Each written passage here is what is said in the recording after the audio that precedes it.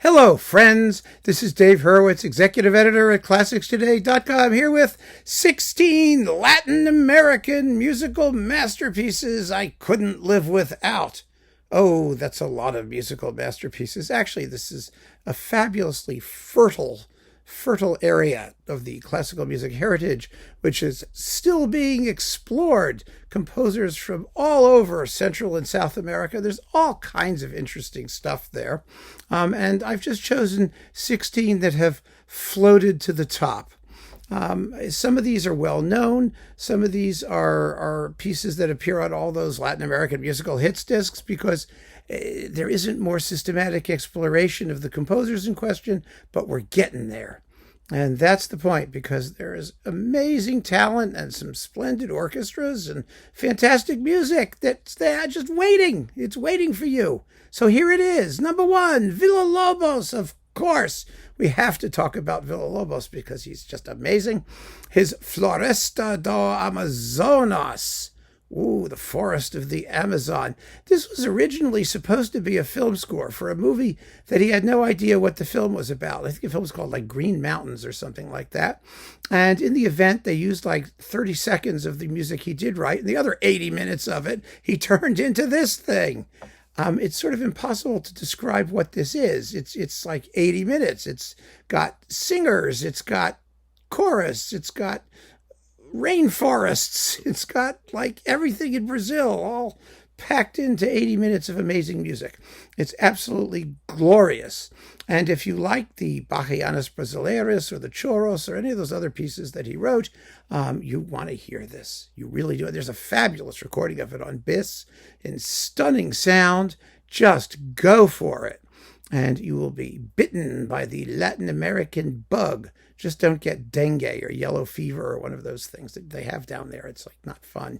Okay, Revueltas, the great Mexican crazy guy who died quite young. He was had bad health. He was gay. He had tuberculosis. He was a mess. He was a drunk. He was just a wreck. He was sort of the Mussorgsky of Mexico. Actually, that's a very good comparison. He was kind of the Mussorgsky of Mexico because he had this unbelievable feeling for the indigenous music of Mexico, the folk music of Mexico, and it just sort of oozed out of his pores in the music that he wrote, a lot of which had to be compiled and put together by other people after his death. He was really a wild guy.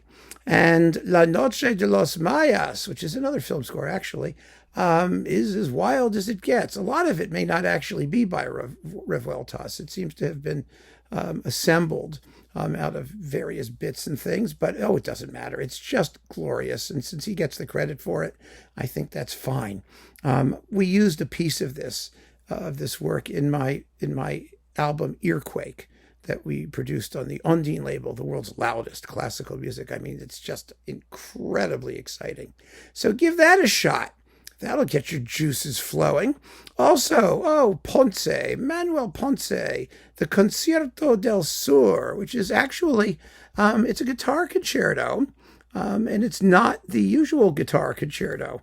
You know, the Concierto de Aranjuez. It's wonderful to have like someone else's guitar concerto for a change.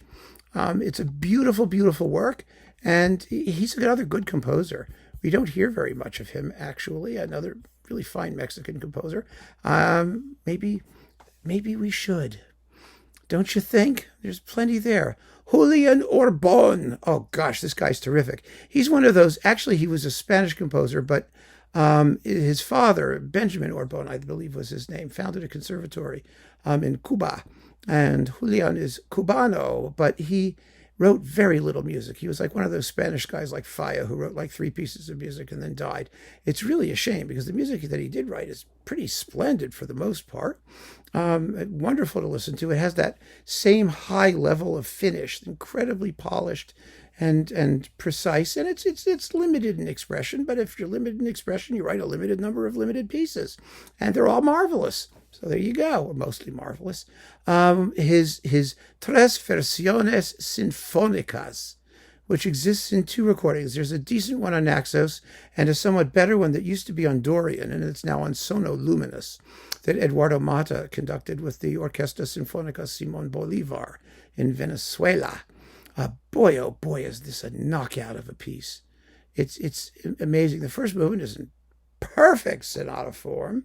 The last movement is a percussion toccata type thing. It's really, really cool. The guy was a real find. I was just so disappointed to discover that there was very little else by him. A few things. There's a string quartet. There's a concerto grosso for string quartet and orchestra, which is marvelous. There's some symphonic dances, which sound a lot like the Tres Versiones Sinfónicas, only there's one more of them. But boy, is it fun music. It really is. Give him a shot. You will be so glad you did. Guarnieri, Camargo Mozart Guarnieri is his name, which I find absolutely astonishing. Yes, his parents thought that he was the next Mozart. He took the Mozart out and went by Camargo Guardier because I think he was a little embarrassed by his parents' enthusiasm, but he was a very fine composer. And his Piano Concerto No. 2 is wonderful. If you like Bartók's Piano Concerti, for example, you're going to really like Guarnieri. He's another Brazilian. He was much more classically oriented than Villa-Lobos was. But his music is extremely powerful and lean and mean and exciting. And he wrote a bunch of symphonies that are a lot of fun. Really good stuff. A wonderful, wonderful composer. Chavez, Carlos Chavez. Yeah, well, his most famous piece is, of course, the Sinfonia India, which is like 10 minutes of ethnic percussion and native Mexican tunes and things like that. It's terrific. He also wrote 6 very powerful symphonies. He was very friendly with Copland. He's the guy who took Copland to El Salon, Mexico, and we all know the result of that. Although no one's ever been able to find El Salon, Mexico since Copland and Chavez went there, so that's interesting. But Chavez was a first-class composer, and Caballos de Vapor, Horsepower, is a wonderful ballet. It's based on an anti-capitalist exploitation socialist topic. So I guess you could call it a Latino socialist realist extravaganza, and it's none the worse for that. It's great fun. It could be the Gaina of Mexico, Cacciaturian, something like that. It's terrific.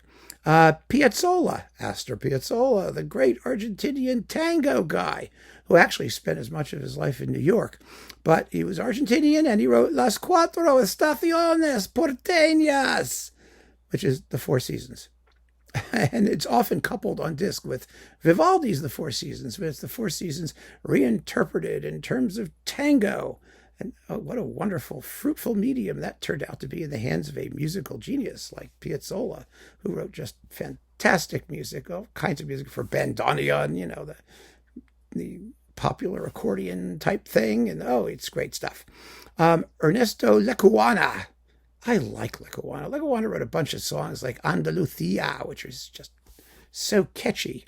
He was also Cuban, best known for his popular song arrangements of, short piano pieces and things like that. And his Suite Andalucía is just gorgeous. Gorgeous, beautiful piano pieces. It's delightful, wonderful melodies. You could find individual numbers from it orchestrated all over the place. Morton Gould did some. Everybody did them. Esquivel did a few. They're very popular tunes. And just wonderfully, wonderfully evocative. Terrific stuff. Blas Galindo. His first name was Blas. And everyone calls him Blas Galindo, not just plain Galindo. I don't know why. But whenever I see him, it's Blas Galindo. He wrote a piece called Sones de Mariachi, Sounds of Mariachi, which is a tone poem that does exactly what it says it does. It's on lots of those Latin American, greatest hits collections. I would like to hear much more of his music. It doesn't seem to be all that available. Maybe in Mexico it is. I don't know. But he was also a major voice in 20th century Mexican music. He had a good long life. So, there's got to be stuff out there. I just haven't had time to really dig into it, and I have to make it at some point. Let's see. Osvaldo Golijov. Argentinian, the Passion according to Saint Mark, the Pasión según San Marcos. This is kind of like the Bernstein Mass of Argentina. If you like Bernstein's Mass, you're going to like this because it's one of those everything but the kitchen sink sacred works. Golijov is Jewish, just like Bernstein was Jewish. So his setting of the Passion was not going to be typical, and it isn't. It's got all kinds of additional material and other things attached to it, and the music is eclectic and moving and really, really enjoyable. I mean, it's a fine work. He wrote it for Helmut Rilling, of all people, who wasn't exactly a swinger, but he did a lot of contemporary music, and he commissioned a lot of contemporary music and performed it with great sensitivity. So that's something that's definitely worth hearing if you're into Latin American musical masterpieces. Leo Brouwer, the greatest guitar composer that ever lived. Well, one of them anyway. Certainly the greatest of the 20th century, I think. He's Cuban. He's written, I think, 12 guitar concertos now. Just a whole bunch of them. But his most famous piece is the Black Decameron, El Decameron Negro, for solo guitar. It was written for Sharon Isbin. And it's a masterpiece, a contemporary masterpiece for guitar based on, Boccaccio, the Decameron, that sort of thing, however loosely. And it's brilliant. Brouwer is one of the few composers for the guitar, I have to confess, that I can listen to and really get full enjoyment from. Because I find so much classical guitar music, they're either transcriptions, which are interesting because they're transcriptions, or, individual works which strike me as somewhat thin and somehow just musically not very substantive. But Brouwer puts his heart and soul into his guitar music. It's just marvelous. Absolutely marvelous. So he's someone who's really worth getting to know. Not just because he's Latin American, but because he really does embody all that's best in writing for the guitar, I think. Then we've got Moncayo, Huapango, usually with an exclamation point at the end. I didn't stick the exclamation point in. Those are traditional Mexican folk thingies. And so Huapango is kind of like a Mexican equivalent of a Strauss waltz, I guess. I don't know. It's just fun. It's lots of fun to listen to. And it's also on those Latin American greatest hits discs as well. Someone else who's worth finding other music by, Gomes. Gomes was the great Brazilian opera guy from the 19th century. His most popular opera, his biggest opera, is Il Guarani, the Oath or the Guarantee. And Brazilian musical culture in those days was Italian. It was essentially Italian. This opera was premiered at La Scala. I mean, it was as Italian as it gets. It's a great success. And it was from like around 1860 or 70, somewhere in there. I mean, it's just Donizetti, Bellini, and Verdi all the way. That's all you need to know about it. And it's lots of fun. Placido Domingo recorded it for Sony, so it's been out there. And he's a guy, he was talented. His operas are very operatic. They're good. They're fun to listen to. And they're totally, completely, utterly Italian. That's basically what he is. And then we've got, let's see, Esteves. Esteves was a Venezuelan composer. Of course, lots of Latin American people have last names that are Esteves. But this was the composer who wrote the Cantata Criolla, which I've talked about before. The Cantata Criolla was also on Sono Luminous. It was recorded by Dorian. It's wonderful. It's also subtitled Florentino El que cantó con el diablo, something like that. Florentino, he who sang with the devil. It's about a campesino, a farmer guy, and a rancher who is, or a cowboy, or whatever they call them in Venezuela, who gets into a song contest with the devil. And he contrives to allow the devil to keep singing with him until the sun comes up, and which defeats the devil. It's really fun because it's based on sort of a Latin American rumba style version of the Dies Irae. Cha cha cha cha cha cha cha cha cha cha cha cha cha cha cha cha cha, the maracas and things. Oh, it's just great, absolutely great. Then we've got, let's see, Ginastera. Well, we have to do Ginastera, don't we? His Piano Concerto No. 1. Now, I know it would be better for me to choose one of his popular ballets like, Panambi or Estancia or, the tone poem Olante and those things. But the first Piano Concerto, which is completely atonal, 12-tone, but wonderfully 12-tone. I mean, it just goes to show how flexible that dodecaphonic method could be when married to a certain ethnic nationalism. The finale, the toccata, which was used by Emerson, Lake and Palmer, by the way, with the composer's permission, was really, really an extraordinary work with driving rhythms. And you don't notice that, the opening is very spacey, and then there's a hallucinatory presto scherzo and a spooky expressionistic slow movement, and then this vicious finale. It's just one of the most exciting and brilliant 20th century piano concertos. It deserves to be performed far, far more frequently. I mean, it really ought to be like the Berg violin concerto of piano concertos. Because, the Berg is also 12-tone and whatnot, but nobody cares. It's just a great violin concerto. Well, it's the same thing here. It's just a terrific piano concerto and so much fun to listen to. And last but not least, back to Brazil for Francisco Mignone. Mignone, well, again, he's Italian derivation, but he's a Brazilian composer. And I just talked about recently his amazing piano concerto, which is just brilliant and very Prokofiev. But there was an earlier disc with John Neschling and the Sao Paulo Symphony on Bis that contained his Sinfonia Tropical.